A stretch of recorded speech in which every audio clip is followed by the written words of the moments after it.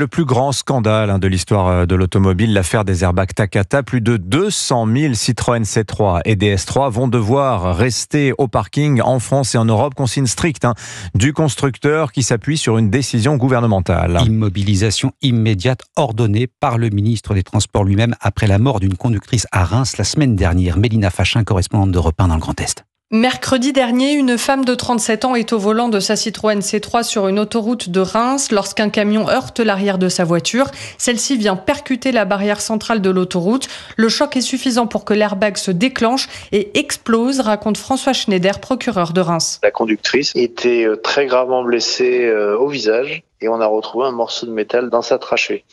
L'autopsie a confirmé que la cause de l'accident était clairement l'explosion de l'airbag et la projection de bouts métalliques sur le visage. Ce drame aurait dû être évité selon maître Charles-Henri Coppet, avocat d'une vingtaine de familles de victimes des airbags Takata. Ce qui est terrible, c'est que ça fait plusieurs mois que nous alertons sur le fait que des morts sont à venir. Et il faut qu'aujourd'hui, l'État effectivement contraigne encore plus fortement, et pas uniquement Citroën, mais toutes les marques, dès lors qu'elles recèlent cet airbag Takata. Le ministère des Transports recense au total 18 décès et 25 personnes blessées par les airbags Takata en France, la plupart outre-mer.